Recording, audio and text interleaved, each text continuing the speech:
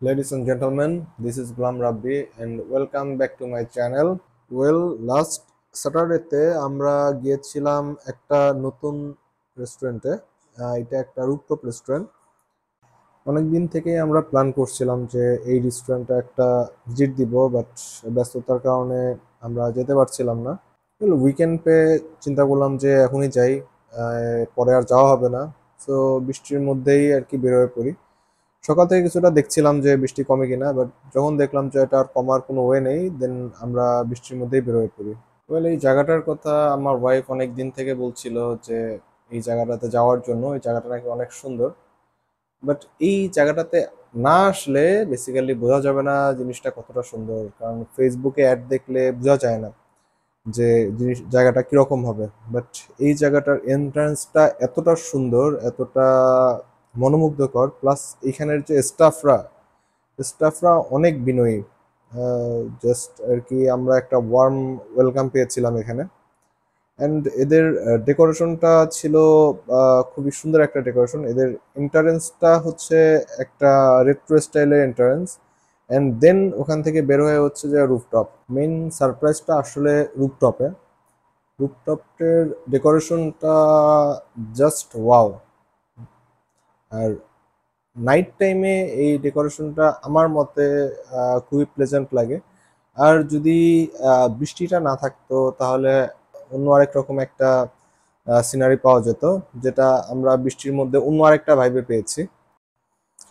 বৃষ্টির কারণে আমরা ওপেন যে স্পেসগুলো ওগুলোতে বসতে পারিনি। ওপেন স্পেসগুলো অনেক সুন্দর ছিল, অনেকটা চার্মিং একটা environment.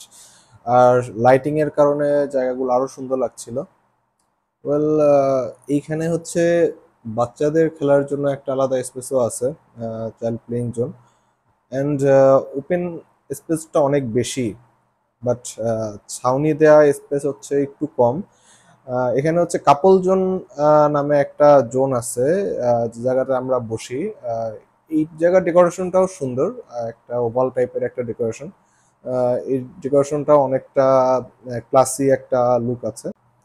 Let's come to the point of food. ফুডের ক্ষেত্রে ব্যাপার যেটা হচ্ছে, এখানের মেনুগুলা হচ্ছে ওদের কাছে সব টাইপের মেনু আছে, জাপানিজ, ইন্ডিয়ান, থাই, সব মেনুই আছে। বাট ওদের কাছে জিজ্ঞাসা করার পর ওরা যেটা বললো যে ওরা হচ্ছে জাপানিজ মেনুটা হচ্ছে ওরা স্পেশালি প্রিপেয়ার করে।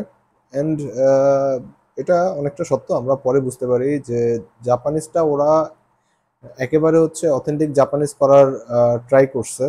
মানে জাপানিজ যে একটা aurora, traditional Japanese flavour, traditional Japanese theme, এটা ওরা নিয়ে আসার চেষ্টা করছে।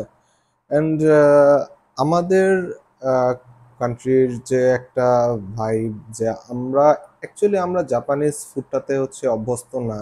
আমরা হচ্ছে জাপানিজ ফুডটাকে বেশি একটা প্রিফার করি না। আমরা চিন্তা করি যে জাপানিজ ফুডটা অনেক ভালো হবে বা সামথিং লাইক দ্যাট, বাট খাবার ক্ষেত্রে আমাদের কাছে হয়তো বা জাপানিজ ফুডটা অনেকেরই ভালো লাগে না। আমরাও আর কি অর্ডার দিয়েছিলাম, আমরা হচ্ছে একটা ট্রেডিশনাল রামেন অর্ডার দিয়েছিলাম, সাথে অর্ডার দিয়েছিলাম টাম্পুরা, ক্রিসপি টাম্পুরা। সো জিনিসটা মোটামুটি ভালো ছিল।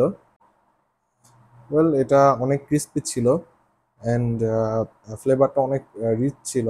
আর ফুডগুলো অনেক ফ্রেশ ছিল। আমাদের মেন ডিশ ছিল হচ্ছে রামেন। অ্যান্ড রামেন চলে আসার পর এটার যে লুকটা ছিল, লুকটা জাস্ট অসাধারণ ছিল। খুবই একটা প্রফেশনাল টাইপ লুক ছিল।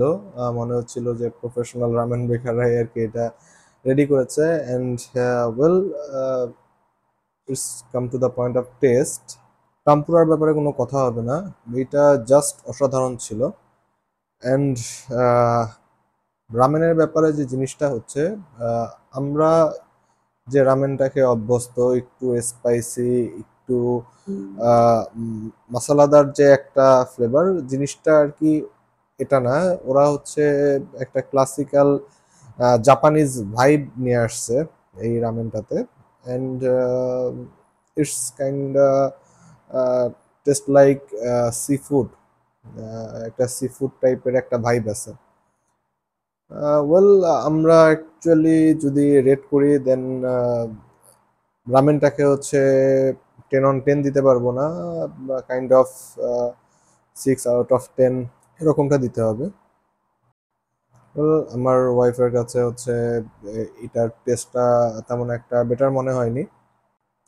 Well next, for the end of the menu আমি হচ্ছে নিয়েছিলাম ডিজার্ট আইটেমের মধ্যে হচ্ছে চকলেট বম্ব, অ্যান্ড ও নিয়েছিল একটা লাটে। আমাদের সাথে একটা ইনসিডেন্ট হয়েছে। আমাদের বেসিক্যালি আমার ফোনে হচ্ছে চার্জ ছিল না।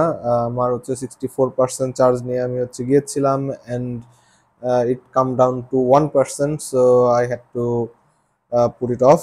But আমার অ্যাকশন ক্যামের চার্জও আর কি শেষ হয়ে গিয়েছিল, and as I didn't take any additional batteries and it goes off. Unfortunately, we couldn't take some moments, and those moments was so precious to us. It was a nice trip for us, and I think you all should take a break like this sometime. Well, guys, that's it for today. See you on the next video. Till then, peace.